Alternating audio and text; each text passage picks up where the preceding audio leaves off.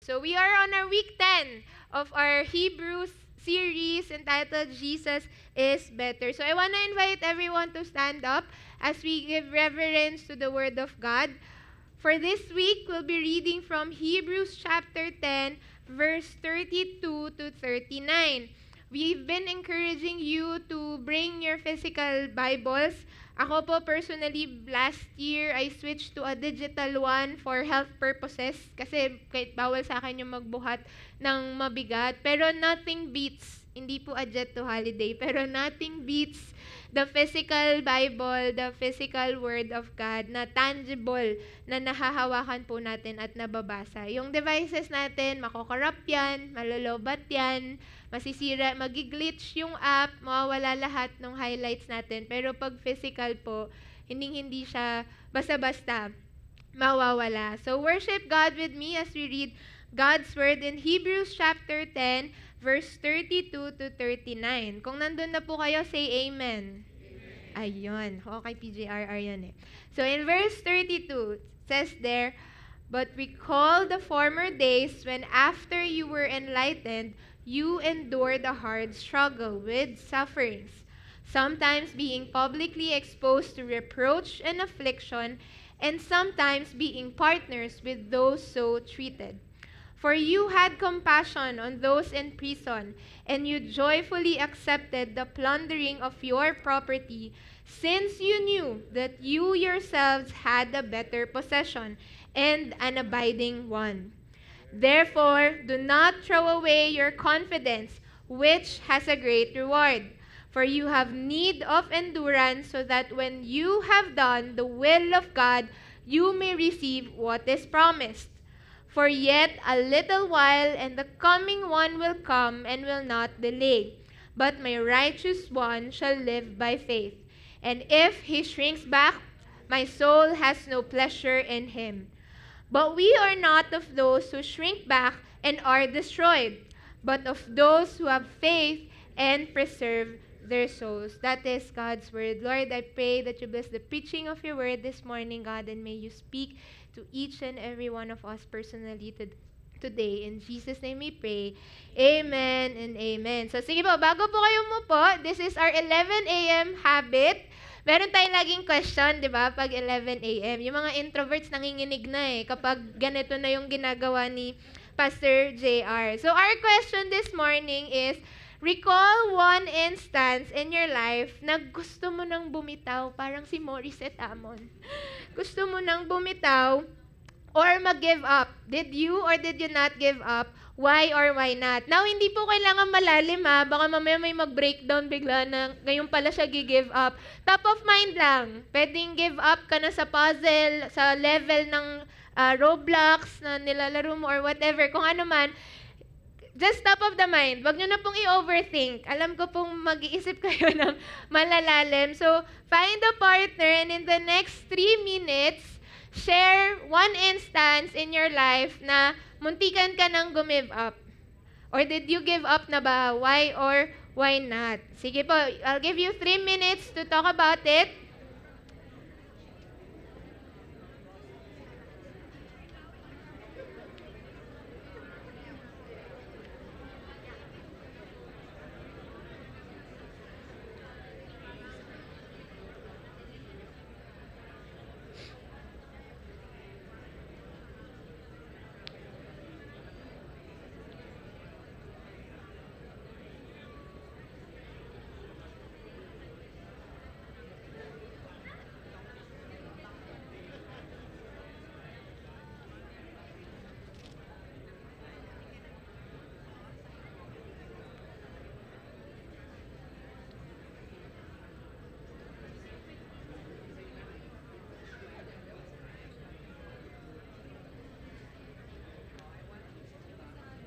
Yeah, allow the other person to share para pareho kayo nakapag-share this morning.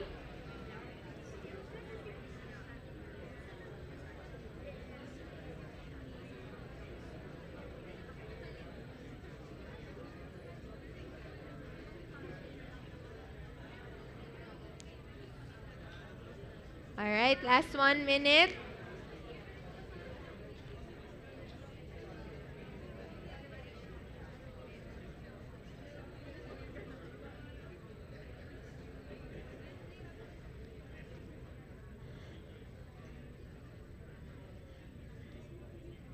Alright, sige po. If you're done, you can take your seats.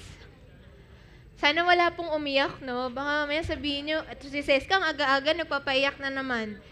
'Di ba? So, one instance, sabi nga sa kanta, gusto mo nang bumitaw, pero di ka magawa. Sabi mo sa kanta ni Morissette, pero ayaw pa ng puso. So sa akin, one instance na muntikan na po talaga ako mag-give up, yung ayoko na talaga, is last year when I was having my PT session. So I had a condition sa back ko, so kailangan ko daw pong mag-stretching. Akala ko healthy na ako dahil lagi po ako naglalakad sa campus, pero hindi pala. Weak pa pala yung mga muscles natin sa leg. So, kailangan ko po mag-undergo ng physical therapy. And it was so painful. Kung nakapag-PT na po kayo before at PT kayo sa profession nyo, ang sakit po talaga. Especially kung hindi ka naman talaga nagsa-stretching or nag-e-exercise. Pero yung tumatakbo na lang sa isip ko is, kailangan ko to. Kung gusto ko pang mag-reach ng next generation, kailangan kong i-endure to. Kung gusto ko pang magkaroon ng sariling pamilya at mahabol yung sarili kong anak in the future, kailangan kong i-endure tong bagay na to. And you see, for the last 10 weeks, we've been banking on the book of Hebrews. And while it's not clear kung sino yung author talaga ng book of Hebrews, klarong-klaro naman kung ano yung message na gusto niyang iparating sa atin. Tama po ba? I hope we've emphasized it enough in the last few weeks of our series that what the author is saying is that Jesus is better. Sabihin mo nga sa katabi mo, Jesus is better. That's what the author kept saying over and over again. We've been emphasizing that Jesus is better because He is a better sacrifice. He is a guarantor of a better covenant. He is better than angels, better than Moses, na nire-revere nila or Hall of Famer, GOAT nila during their time in the book of Hebrews. He is a better high priest. And remember that this book, it was written in a time of persecution and suffering for those who are proclaiming to be followers of Jesus. Kaya niya ini-encourage, kaya niya paulit-ulit na ini-explain na guys, bro, sis, kapatid, kapamilya, lahat na kapuso, Jesus is better. Do not go back to Judaism. Kasi because of the suffering, dahil nga po illegal kapag pinoclaim mo that Jesus is your Lord, He is your Savior, pwede kang hulihin, pwede kang ipakulong because Christianity is not a legal belief during that time. Judaism is, kaya pwede silang mag-worship sa synagogue, pwede silang mag-worship sa temple, kasi legal yung Judaism. So dahil may suffering, may persecution, some of the early Jewish Christians na bago in the faith, nag-iisip sila ngayon, parang balik na lang kaya tayo dun sa dati nating pamumuhay as Judaism. Di ba si Yahweh din naman to? Di ba si God din naman to? But now, we've reached chapter 10, and dito po sa chapter na to, explicitly mababasa na natin ano ba talaga yung pinagdadaanan nila. In verse 32 to 34, in the text that we've read kanina, it says there, recall the former days when after you were enlightened, you endured a hard struggle with sufferings, sometimes being publicly exposed to reproach and affliction, and sometimes being partners with those so treated. For you had compassion on those in prison, and you joyfully accepted the plundering of your property, since you knew that you yourselves had a better possession and an abiding one. Alam nyo po, in the NLT, mas maiintindihan nyo yung ano ba yung mga pinagdadaanan nila. In the next slide, sabi doon, terrible suffering. Suffering na terrible pa, di ba? Exposed to public ridicule. Hindi lang to basta inaasar ka na, ang dumi, ang dungis, yung parang bata na nang-asar. Hindi lang to ganon na exposed to public ridicule. They were physically beaten for their faith. Imagine na kung tayo yung ganon na nagtatry lang naman tayo mag-evangelize, tapos bubugbugin tayo. I've seen countless of videos in the US na yung mga nagsi-street evangelism, tapos may mga times talaga as in pinupush na sila, as in, titulak na sila kung saan nagiging physically violent na yung ibang tao. They were thrown into jail. Sabi ko nga kanina, it's illegal to believe in Jesus Christ during that time. And all that they owned were being taken away from them. Sino dito gusto niyo po yun? Wala. Magugulat ako pag may tumaas ng kamay, di ba? All that they owned were taken from them. But the author was urging the early believers to recall the former days. Sino po dito gusto niyong binabalikan yung suffering niyo? Wala po, di ba? Because who would want to remember something that is painful? A lot of times, even in psychology, yun yung tinatry ng isuppress. Pag hindi yun na-deal, bigla yun sasabog na lang. But here, in the book of Hebrew in chapter 10, the author was encouraging them, recall the former days. You endured a hard struggle with sufferings. Yun yung kailangan nilang i-recall na former days. Dahil ito yung pinagdadaanan nila. Now, hard na, struggle pa, suffering pa. And take note, hindi lang siya isang suffering, sufferings. Plural po siya, hindi lang to isang beses, pero paulit-ulit na persecution, paulit-ulit na bugbog, paulit-ulit na probably they were being thrown into the jail. Imagine having to remember all of that. If we were in their situation, probably we would choose to forget all of that. Sa Cambodia po, when we went there last year, meron po silang dark history. During the time of martial law sa atin, sa kanila naman may genocide na nangyayari. Almost a quarter of the population was wiped out just for being smart. Just for being a professional. Pag nakasalamin ka at mukha kang matalino, wipe out ka. Papatayin ka. And a lot of those survivors na nakasurvive ng genocide na yon, they don't wanna talk about it. Medyo sensitive yung topic kapag name-mention yung name nung dictator nila. You could search it in YouTube, yung history ng Cambodia. And you see, bakit? 'Di ba? Parang gusto lang naman nilang mag-worship kay Lord. Gusto lang naman nilang i-worship yung pangalan ni Jesus because they've seen the miracles of Jesus when He was alive. You see, suffering is a reality of life. Pero we have to understand na meron pong mga suffering na tayo po mismo yung nag-i-inflict sa sarili natin. Halimbawa, nagpuyat ka. Anong possible suffering nun? Eventually, magkakasakit ka kasi hina yung immune system mo. Consequences of our unwise actions.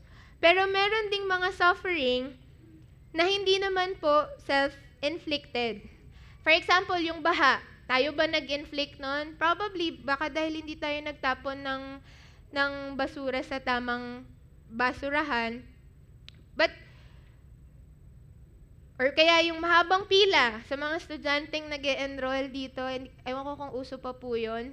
Sa PUP daw yun yung uso laging puro mahaba yung pila. Sa UMAC din dati, laging mahaba yung pila hanggang sa naging online na. Traffic! Suffering, di ba?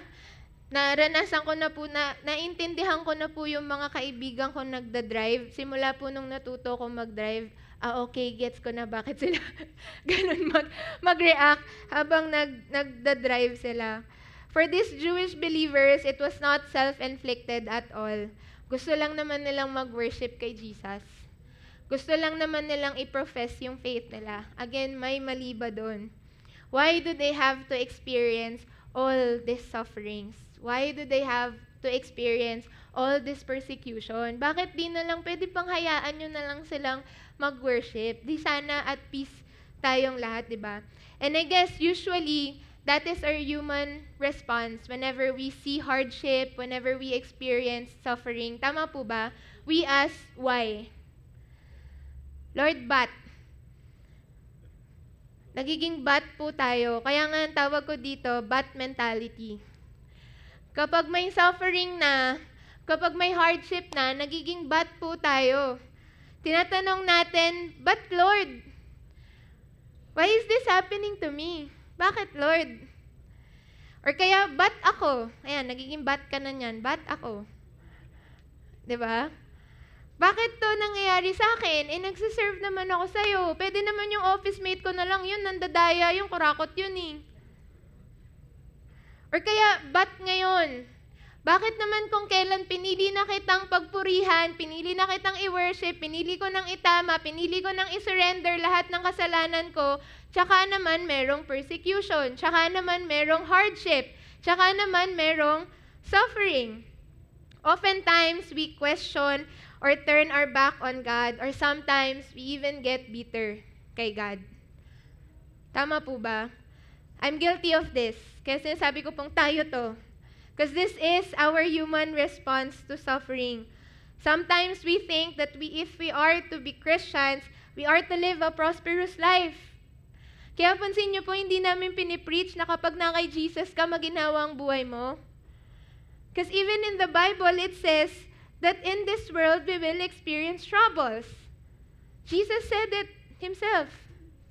Hindi po tayo masisspare from the sufferings of this world. Kahit po lumakad tayo ng matuwid, kahit po gawin natin lahat ng tama according sa salita ni God, meron at meron po tayong mararanasan na suffering. So ano pong ibig sabihin nito? Ibig sabihin ba nun, Seska, bawal na ako mag-question kay God? Ibig sabihin ba, bawal akong makaramdam ng ganito? Dapat happy lang lagi, Christian ako eh. Dapat masaya lang lagi, hindi ako pwedeng malungkot, hindi ako pwedeng umiyak. Dapat rejoice lang, praise the Lord lang palagi. But actually, no. The scripture is not trying to gaslight us. Usong-usok po yan sa mga kabataan, yung term na gaslighting. This is not to invalidate what you felt nung nawalan ka.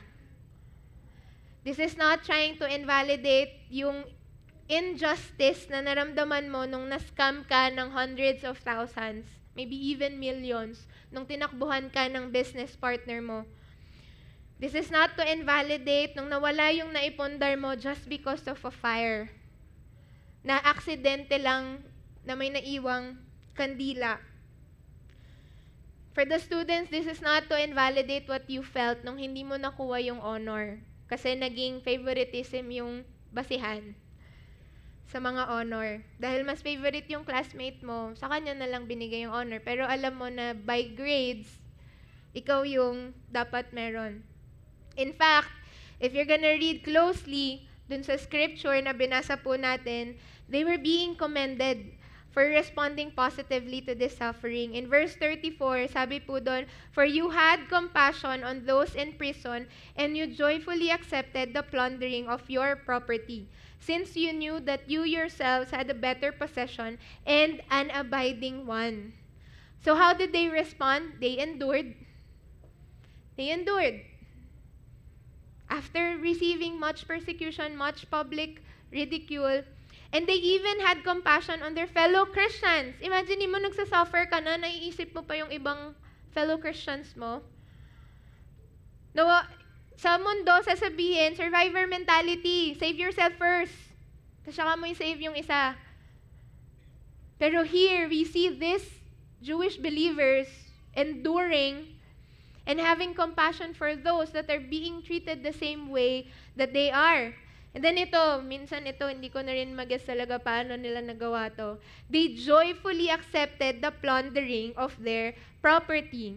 Hindi lang inaccept eh. Pwede kasing inaccept mo pero may grumbling ka. Tama ba? Parang wala na yan. Dito na tayo. Ano pa magagawa ko? Tama? But they joyfully accepted the plundering of their property. Sino po dito matutuwa kayo sa plunder? Yung mga nakikita nyo pong news ngayon.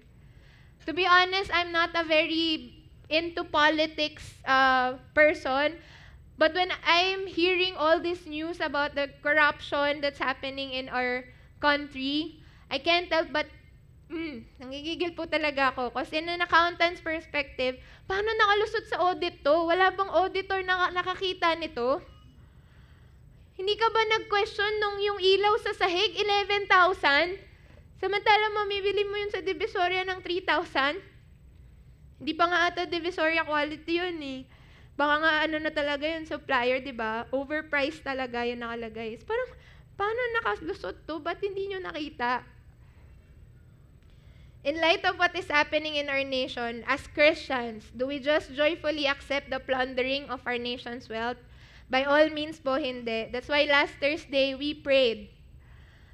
Sa prayer and worship night natin, we prayed for good governance to be upon our nation. Because we believe that there's power in prayer. Hindi man natin nakikita na probably ito, yung mga expose na napuput into light na lahat, there's hope. 'Di ba? May ginagawa si Lord sa nation natin. That's why we must not stop praying for our nation. Plundering is not a joyful experience. Especially kung nagbabayad naman tayo ng tamang buwis. Hindi para tustusan ang lavish lifestyle ng mga Disney princess. Tama po ba? Plundering is not a joyful experience, but you see here in the text, the Jewish believers joyfully accepted the plundering of their property. And you might ask, why? Parang ang illogical ng response na ginagawa nyo. In verse 34, it says there, since you knew that you yourselves had a better possession and an abiding one. In the next slide. That's why they were able to joyfully accept. That's why they were able to endure. That's why they were able to have compassion also while they are also suffering. It's because they knew that they have a better possession. Now, what is that better possession? In the next slide, it says there, faith in Jesus Christ is our better possession. Remember that all these sufferings, pag binalikan po natin yung verse 32, sabi doon, after you were enlightened. This all happened after they were enlightened. After they got to know who Jesus is. Nung nalaman nila yung gospel of Jesus Christ. So naging Christian sila. Then the suffering came. The hardships came. And what does this enlightenment meant for them? It meant knowing and understanding that putting their faith in Jesus Christ is a better possession compared to all these things that is being taken away from them. Compared to all the properties, compared to all the dignity. Alam niyo po yun? Kasi pag pinapublicly ridicule ka, parang yung dignidad mo yung matitake away from you, di ba? Papahiya ka eh. Publicly.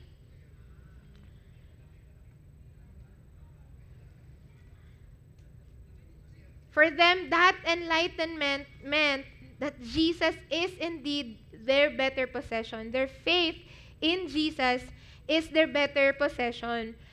And pansin niyo po sa Bible, yung mga disciples, what happened to them after they were enlightened of who Jesus is? Nung na-realize nila, sino ba talaga tong Jesus Rabbi na kausap nila? Ang naging response po ng mga characters in the Bible is they left their nets immediately. Sila Peter, naalala niyo po, after the miracle of fish, and then sabi ni Jesus sa kanila, come follow me. Immediately, they left their nets. They were selling all their possessions. For the early believers who encountered the gospel of Jesus Christ, they had boldness and courage to proclaim Jesus. Remember Peter in Acts 3? Despite its risk and danger. They have all those things after they were enlightened of who Jesus is. And it's all because they got to understand fully sino ba talaga si Jesus. Sino ba talaga siya? Hindi lang siya basta rabbi lang, but He is the Messiah. And thus, making them put their faith in Jesus Christ. And maybe for you, that's why you're here. May mga pinagdadaanan kayo. May sufferings din kayo. May hardships din kayong pinagdaanan this week. That's why you're here, because you keep on enduring. You keep on persevering in your faith.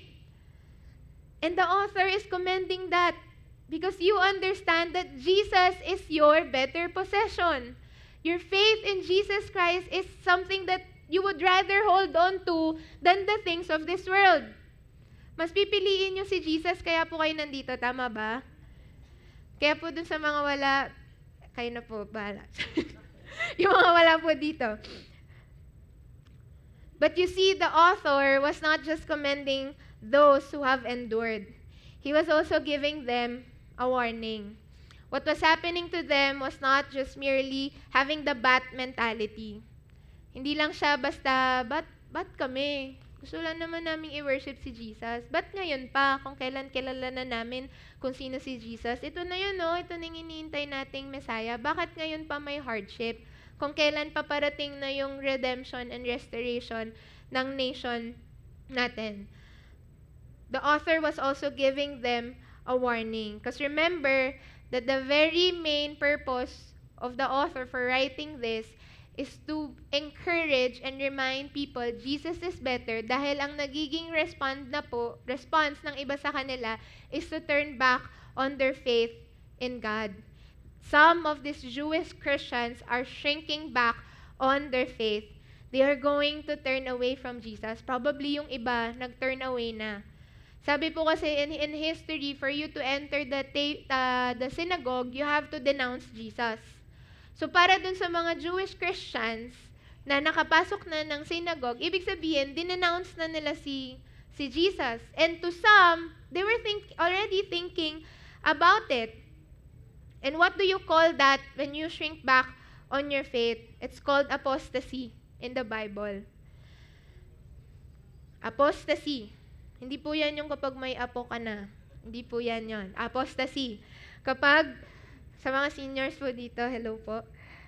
Apostasy means it's an abandonment of religious belief. You're turning your back on what you believe in. To sum it all up, it's a stubborn unbelief caused by hardened hearts, causing us to deliberately sin before God. Kapag titignan niyo po dun sa mga verses sa taas, in verse 26, sabi dun, for if we go on sinning deliberately, ito yung warning ng author ng Hebrew sa kanila. After receiving the knowledge of truth, there no longer remains a sacrifice for sins. Bakit? Kasi nga si Jesus na yung ultimate sacrifice eh. So if after you were enlightened, after you understand the sacrifice of Jesus, you still go on sinning deliberately, intentionally, mas pinipili mo pa rin mamuhay sa kasalanan, kahit alam mo na isinave ka na ni Jesus dun sa kasalanan na yon, that is apostasy. And there no longer remains a sacrifice for sins, but a fearful expectation of judgment and a fury of fire that will consume the adversaries. Judgment po ang naghihintay sa atin if we turn back on our faith after we were enlightened of who Jesus is. And in verse 31, sabi doon, it is a fearful thing to fall into the hands of the living God. That's why the author is saying sa verse 32, but recall the former days. He was giving a warning dun sa chapters, sa verses dun sa unahan. That's why in verse 32, sabi niya, but recall the former days. Kasi nga, a lot of people are already thinking of shrinking back in their faith. And in verse 36 to 38, the author quotes a scripture from the Old Testament in Habakkuk. It says there, for you have need of endurance, so that when you have done the will of God, you may receive what is promised. For yet, ito na po yung kinote niya galing sa Habakkuk, for yet a little while, and the coming one will come and will not delay. Talking about receiving what is promised. But my righteous one shall live by faith, and if he shrinks back, my soul has no pleasure in him. Alam niyo po, interestingly, pag tinignan niyo yung, di ba, kinote niya yung Habakkuk. Pag binasa niyo po yung Habakkuk sa NIV yung versions na nakalagay dyan, wala yung term na, if he shrinks back, my soul has no pleasure in him. Pag gawin niyo po, try niyong tignan. sa Bible nyo. Wala po yung term na yon, yung dulo sa dugtong na dinugtong. And I take no pleasure in the one who shrinks back. Ito po yan kapag tinignan nyo siya in the NIV. See, the enemy is puffed up, his desires are not upright, but the righteous person will live by his faithfulness. Wala yung if you shrink back, I will have no pleasure. But in the original translation of the Old Testament of Habakkuk, yung tinatawag nilang Septuagint, nandun po yun. If he draws back, my life does not find pleasure in it, but the righteous one will live by my faithfulness. The difference was in the translation. For Habakkuk, the context nung kino-quote niya dyan na promise, it was to warn the Israelites not to turn their back on Yahweh as they get invaded by the Babylonians. Remember, pag inaral niyo po yung Habakkuk, yun yung reklamo ni Habakkuk, ganito, ganyan. Nagbabat din siya bat ganito, bat ganyan. Nagaganon din si Habakkuk dun sa book na yon. And then God gave him a vision, this prophecy, na may papadating na Chaldeans na magko-conquer sa inyo. Kaya yung sinasabi that the coming one will come and will not delay, it was the Babylonian Empire. It was the impending pagsakop sa kanila ng mga Babylonians. It will not delay. But for those in the Hebrews, kaya niya kino-quote ulit yon kasi nga, these Jewish believers are thinking of turning back on their faith. For the Old Testament people sa Habakkuk, it was to turn back on Yahweh. Turn back on their gods kasi they have to worship si Nebuchadnezzar pag dumating na yung Babylonian Empire. 'Di ba sila Daniel nga pinilit na mag-kneel down, 'di ba? But for those in the Hebrews in the New Testament, it was for these Jewish people not to turn back from Jesus in the midst of hardship and suffering. For them not to shrink back in their faith. Kaya yung term, if he shrinks back, my soul has no pleasure in him. Grabe naman yun sa SK. Kapag nag-shrink back ako, ayaw na sa akin ni Lord. Judgment na kagad. Fiery furnace na kagad pag nag-shrink back ako in my faith. Nung isang araw lang, nag-shrink back ako Nag-bat ako nung isang araw lang Nag-question ako kay God nung isang araw lang. Tinanong ko din siya, bakit ganito yung pinagdadaanan ko? Ibig sabihin ba nun, ayaw na sa akin ni Lord if I shrink back? Sabi nga po ng isang content creator, aray ko. Kapag ganun ang sitwasyon, di ba? So, paano ba nagsisimula yung shrinking back? Maybe for some of us, wala pa naman po tayo doon. But sino po dito ayaw niyong dumating sa panahon na yon na mag-shrink back tayo sa faith natin just because ang daming suffering and hardship? Paano ba nagsisimula yung pag-shrink back ng faith natin kay Jesus? I can only compare it to what I've learned sa isang session po namin on emotional intelligence. Sabi doon, it starts with the feeling of emotions na nagiging thoughts mo translated into actions. So, hindi po siya overnight. Hindi siya yung pagkagising mo, ay, shrink back nga ako sa faith ko. Hindi po siya ganon. Hindi po siya yung pagkagising mo, ay, ayoko na kay Lord. Ayoko na kay Jesus. Hindi po siya ganon. It was layers after layers of emotions na naging thoughts that eventually translated to an action that made you decide to turn back your faith on Jesus Christ. For this Jewish Christian, hindi po yun overnight na naisip lang nila na, apostasy na lang. Denounce na lang natin si Jesus. Imagine they were being ridiculed. Ano pong mafe-feel nyo kung everyday you're gonna be humiliated? Kung everyday you're gonna be publicly ridiculed for your faith, bullied and mocked, then it probably gets into their head and start having these questions and doubt about the faith that they professed in. Akala ko ba isi-save tayo ni Jesus? Akala ko ba si Jesus na yung magre-redeem ng nation ng Israel? Akala ko ba i-free na niya tayo sa slavery ng Roman Empire? Ba't ganon? Then it starts to translate into their actions. Ayaw na lang nilang i-worship si Jesus. They don't wanna be with fellow Christians. And maybe for some of us, yun nga, hindi pa naman po tayo. Hindi ko naman sinasabing nandun na kayo. Basta, grabe naman to si Seska. Hindi ko po sinasabing nandun na kayo. But just like how the author of Hebrew was giving both an encouragement for commending us of enduring for our faith, he's also giving us a warning. Dahil nga po, ang human response natin, ba't ako? Nagiging ba't po tayo kapag may suffering and may hardship. Maybe andun pa lang tayo sa emotions pa lang. Nagtatampo tayo kay God. Na-experience ko po to nung one time na I was praying for a friend's healing. He's a very close friend of mine. Kuya ko po siya sa church. And we were really decreeing and praying outside the ICU for him to be healed. Sabi ko pa kay Lord noon, ang yabang ko pa kay Lord. Sabi ko, Lord, ngayon mo pakita yung power mo. Ganun na po yung prayer ko. But God didn't.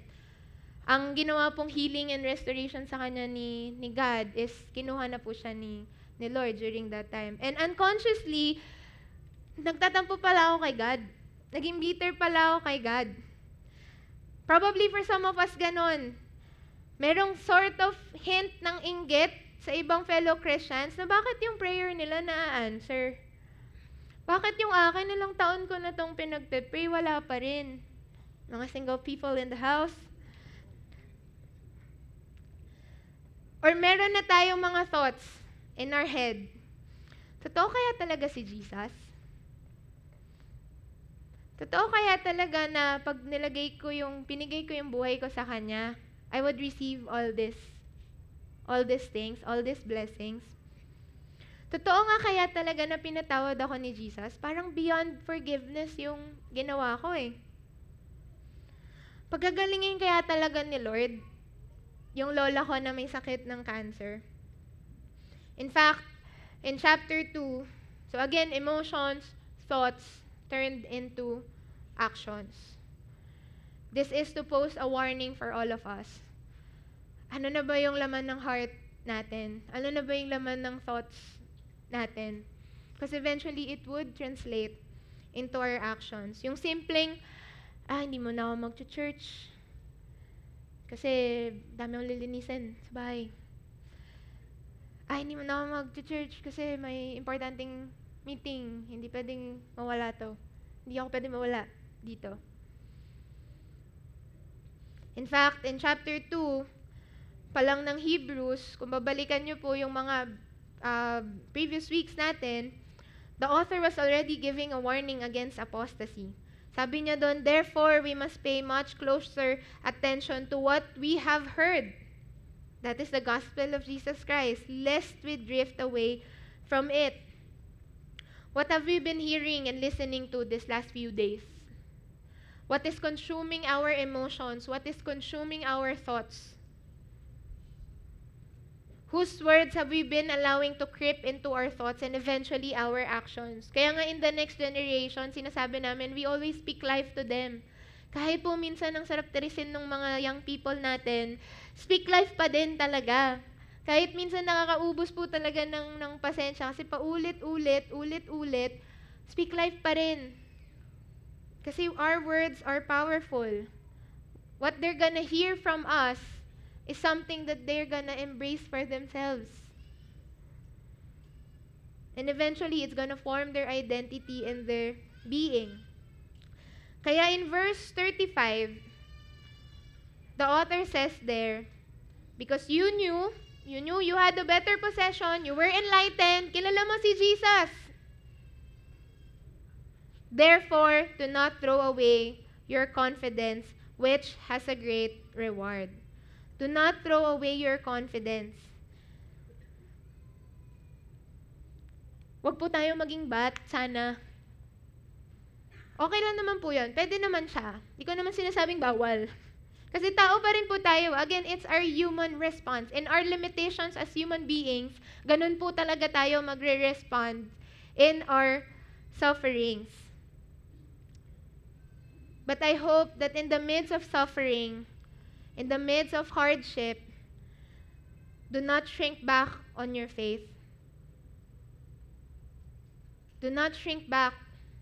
Kahit na yung pinapersonal ka sa office, na pag-iinitan ka sa office, Kasi alam nilang ikaw yung righteous. Hindi ka tumatanggap ng lagay, hindi ka tumatanggap ng mga doktor-doktor na statements or ng mga palakasan system. Please do not shrink back on your faith. And as people that were enlightened of who Jesus is, the author concludes with this in verse 39. Kasi nga sabi niya, if you shrink back, God will have a pleasure in us. But sinasabi niya, ito tayo. Hindi tayo yon, nag-give up lang. Hindi tayo yon na basta-basta magko-quit lang. Sabi nga nila mga Christian, warriors. 'Di ba? Fighter tayo, hindi tayo basta-basta susuko sa laban ng buhay. Kasi lagi tayong merong pag-asang pwedeng hugutin. And that is Jesus. That's why in verse 39, sabi doon, but we are not of those who shrink back. Hindi po kayo yun. Hindi kayo yung magko-commit ng apostasy. Hindi kayo yung magta-turn back on your belief kapag umabot sa point that you're gonna be publicly shamed for your faith in Jesus Christ. When the author was talking about better possession, he was not merely stating about better material or tangible things. Hindi lang po yan material possessions lang as compared to the things being taken away from them. He was talking about an abiding one, a lasting one, something that cannot be taken away from you by anyone or anything. Alam niyo po yung linya ng mga magulang na, anak, mag-aral kang mabuti ha. Ang edukasyon lang, ang tanging may pamamamana ko sa iyo. Hindi yan makukuha ng kahit sino. But I hope let's also share to the next generation the faith. Our faith in Jesus Christ. Hindi lang po edukasyon yung pinakamalaking, pinakamahalagang pamana na pwede nyo pong ibigay sa mga anak nyo. It's your faith in Jesus Christ. Sige po, palakpakan po natin si Lord. I want to share with you 2 stories from our church members. One of which is a couple, sila Ate Marge and sila Kuya Manny. These people are, grabe lang yung heart nila for God's kingdom. They're supporting missionaries, hindi lang dito sa Philippines, but across the world. Pag nagta-travel po sila abroad, ang ginagawa nila, binibisita nila yung mga missionaries na pinapartneran nila, or kung may Every Nation Church tayo doon, they try to go there kung kaya ng schedule nila. But a few years ago, they suffered a terrible accident. Yung warehouse po ng business nila, they're into furniture business, it was wiped down by a fire. Anong tawag doon? Containers after containers ng mga furnitures na supposed to be for delivery na sa mga clients nila, wiped out by fire. Sabi nga nila, mabaha ka na, wag ka lang masunugan. 'Di ba? Kasi pag nasunog, wala eh. Hindi mo na ma-recover talaga. But thankfully, no one was harmed during the fire. And she asked God, si Ate Marge, they were telling us, Lord, bakit? O, 'di ba? But ganun po tayo ka-human. Congratulations, Ate Marge, tao ka po. She asked God, Lord, bakit? She wept, she grieved. Sino ba namang hindi iiyak? Hindi lang yun basta 10 piso yung nasunog eh. Hundreds of thousands, probably even millions in quantity pa. She wept, she grieved, but in the middle of this, she whispered, everything we have is from the Lord, and even now, we will honor Him. What a faith.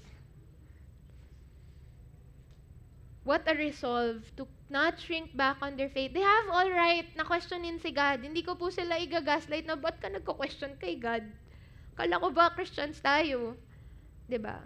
They have every right. Kung ako din po yung nasa sitwasyon nila, I would have probably done the same thing. But she was reminded of the Lord's faithfulness. Remember the encouragement? Recall the former days? She was reminded of the Lord's faithfulness, and so she was able to move forward. Sabi niya po, if God wasn't in the picture, it would have been pure despair, depressing time, blaming around. Aren't we sometimes like that?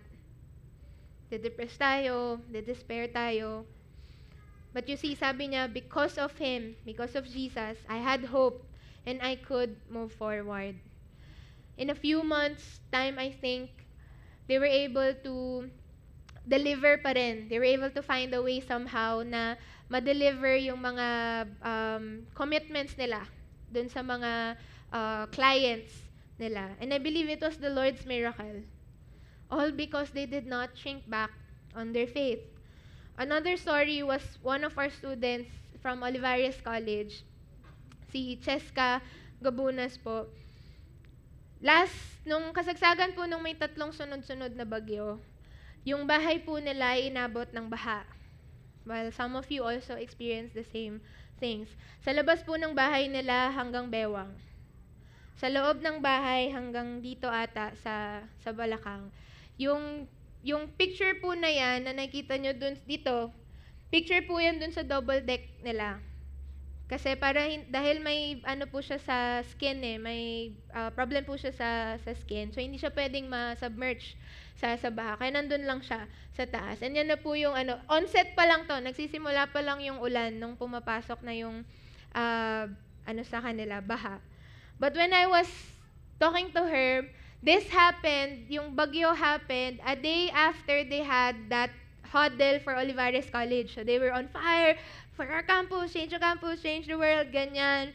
Very siya, on fire siya na, sige, i-reach out ko tong campus na to. Kasi after 4 years of being out of school, she was able to enroll by the provision ni God. Then it happened.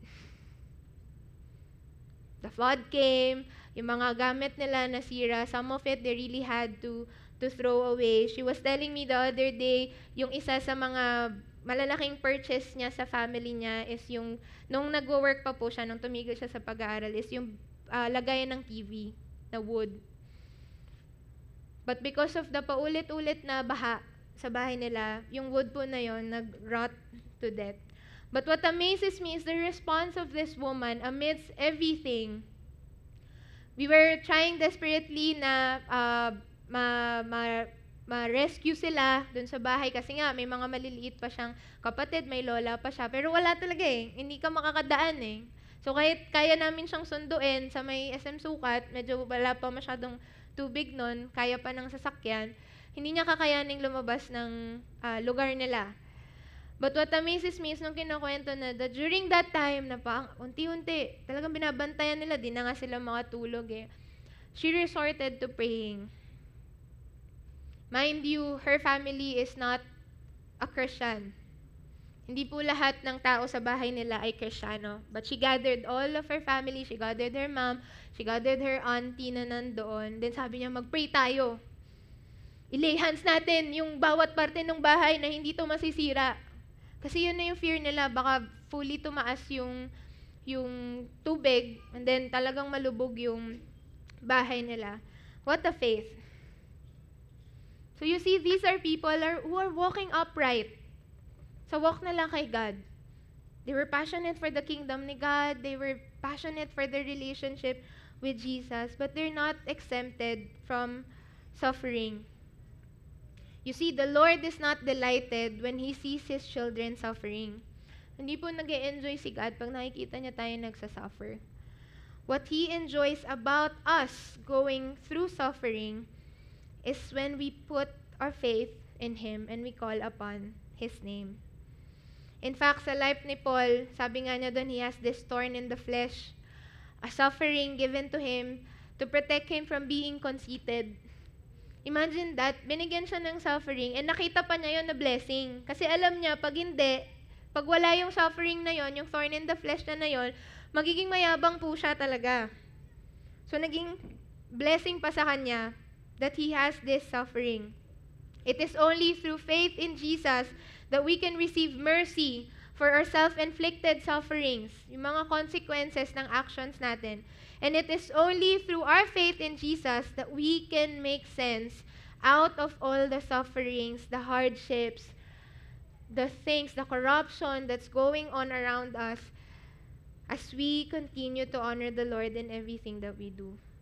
Only through our faith in Jesus Christ, as we put our hope and our trust in Him fully, can we make sense out of all these sufferings.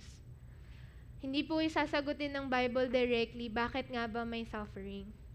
Because come to think of it, suffering is not from the Lord. Suffering came, death came, pain came, hardships came, because sin entered the world. That's why the author is saying, Jesus is better. Put your faith in Jesus because He is the better possession. Yung power ng sin, yung power ng suffering over your life, i-wipe out ni Jesus yun. Bibigyan ka niya ng hope, bibigyan ka niya ng grace to endure. Bibigyan ka niya ng restoration and redemption. So what makes our faith in Jesus our better possession? Hebrews 11 verse 6, God is pleased when we put our faith in Jesus. Sabi doon, without faith, it is impossible to please Him. For whoever would draw near to God must believe that He exists and that He rewards those who seek Him. I could imagine na kaya siguro after the chapter 10, dahil nga ini-encourage na yung mga Jewish believers not to shrink back on your faith, he has to come up with this list of Hall of Faithers, explaining to them, by faith, ito yung nangyari, oh. By faith, ganito, oh. By faith, ganito. And then in chapter 12 of Hebrews, sasabihin niya, si Jesus, yung author and perfecter and founder of your faith. Siya yung bahala dun sa faith mo. Because sometimes, who among you would agree with me, tayo minsan nawawalan tayo ng faith. But just like the translation in the Habakkuk kanina, the righteous one will live by God's faithfulness. God is pleased when we put our faith in Jesus. Yung judgment, don't have to worry about that. Because as you put your faith in Christ and not turn to apostasy, not to shrink back on your faith, God is pleased with you. God will be honored. Next is that faith in Jesus Christ preserves our souls. That's why it is our better possession. Itong katawan po natin, magwi-wither away to. Yung mga material things that we have, magwi-wither away to. Mawawala po to. But faith in Jesus Christ preserves our souls. That's why it is our better possession. So how are we going to apply this?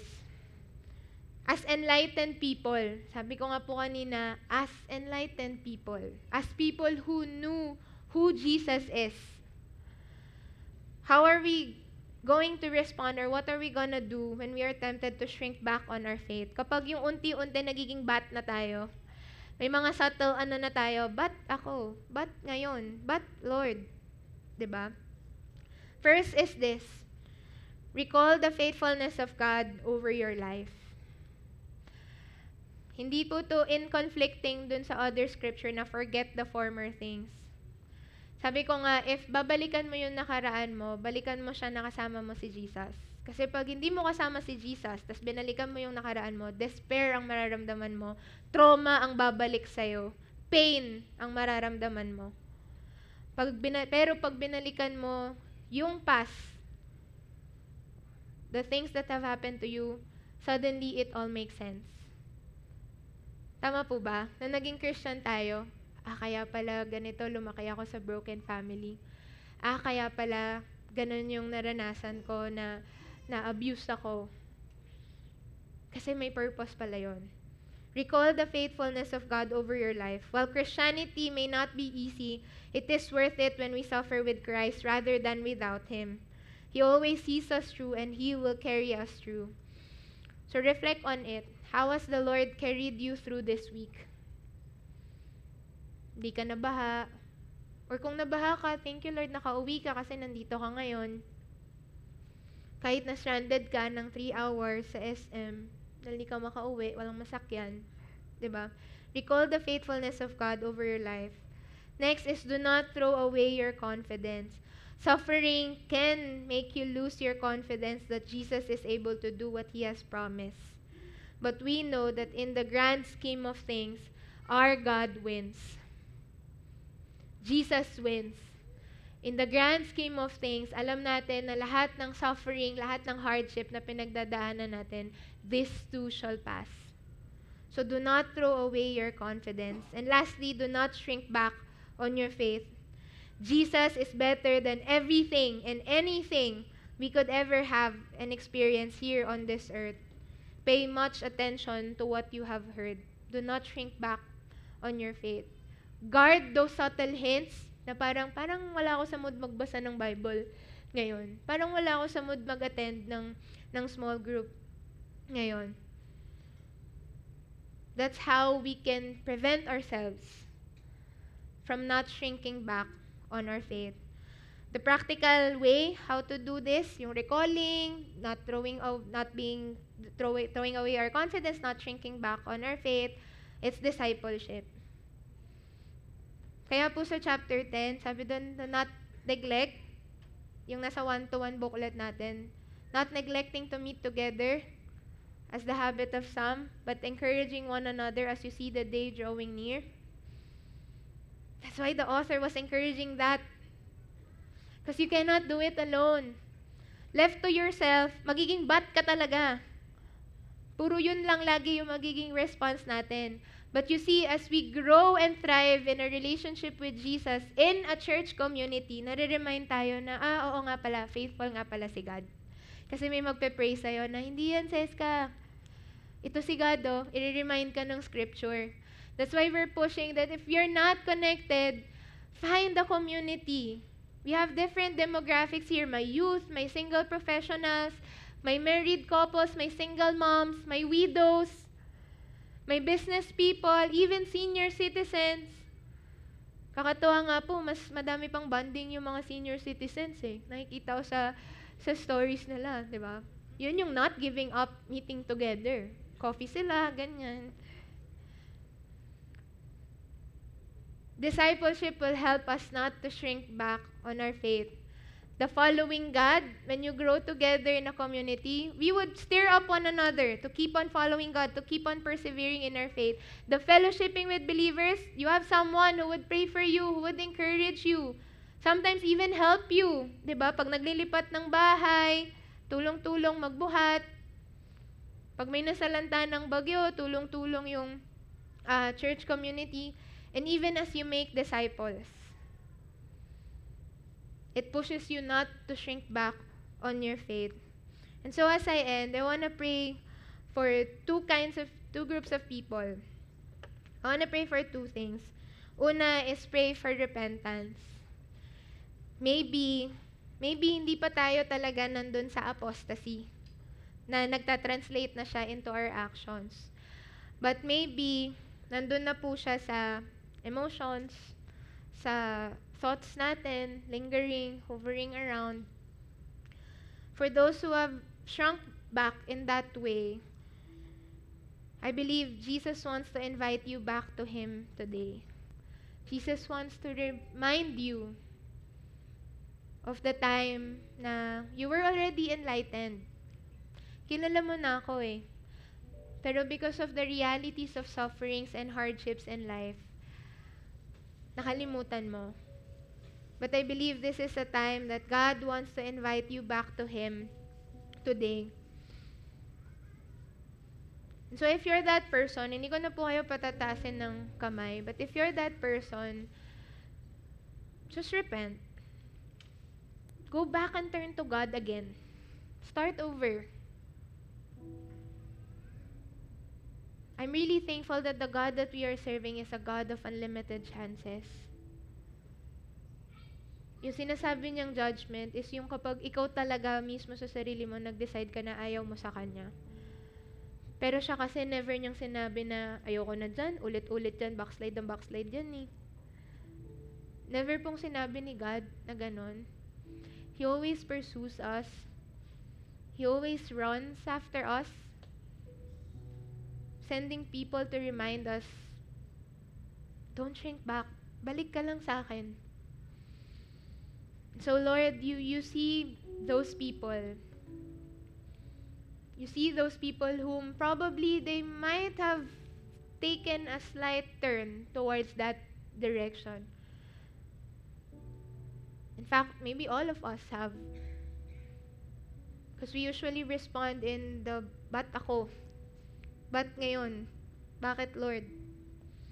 But Lord, today we repent and we turn back to you once again, Lord, and remember who you are over our lives, Lord God. Remember the time that we have encountered you the first time, that we were enlightened, the first time that we felt your Spirit helping us to understand the Bible.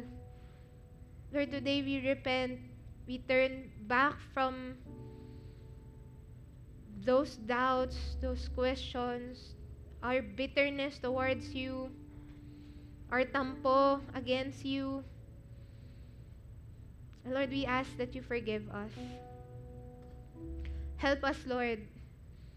Apart from you, God, we cannot do this. We would always question. We would always be in fear. We would always have those doubts. But Lord, help us to not shrink back on our faith, to fight the good fight of faith, and to always remember your faithfulness over our lives. Help us to grow all the more na hindi kami pa degenerate, Lord God, sa relationship namin with you. But I pray, God, that every day we're gonna grow into maturity. Every day we're gonna grow deeper in our knowledge of who you are, Lord. We're sorry, Lord. Forgive us, God. In Jesus' name, amen. And I also want to pray for another group of people. Sabi po doon, pray for enlightenment. The reason why sometimes, kaya nga hindi po natin ma-make sense or walang make sense sa lahat ng suffering natin is because we're not yet enlightened. We don't know who Jesus is. And sinabi doon, after they were enlightened, doon nila na-realize that Jesus is a better possession. Not only because they were going through suffering, but because they were enlightened of who this Jesus is. And I don't want you to miss out on this opportunity to be enlightened and to get to know Jesus. The realities of suffering is because of sin. That's why they're suffering. But God, being rich in His mercy and His love and grace towards His creation, did not allow that to be the end of our story. God does not want you to just live a life of suffering. Na yun, tapos na, endgame na. But He sent His Son down, Jesus Christ, to pay the penalty of sin and to defeat the power of sin over our lives. That's why right now, our sufferings can make sense. Our sufferings has a purpose.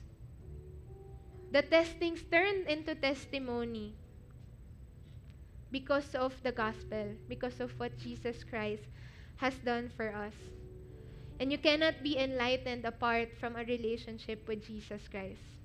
And so I want to extend this invitation to you. If there's someone here na hindi mo pa kilala kung sino si Jesus, you don't have a personal relationship with Jesus, you haven't surrendered your life to Jesus, given your life to Jesus as your personal Lord and Savior, with all heads bowed down and eyes closed, I'm gonna count 1, 2, 3, and I'm gonna ask you to raise up your hand if you're that person and you're saying, Seska, I want that. I want to be enlightened.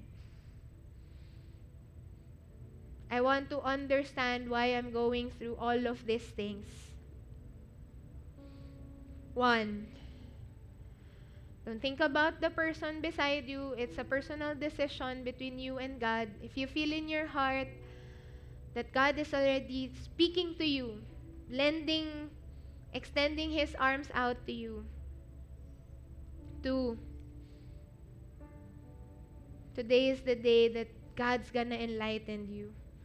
And 3. If you're that person, just raise up your hand.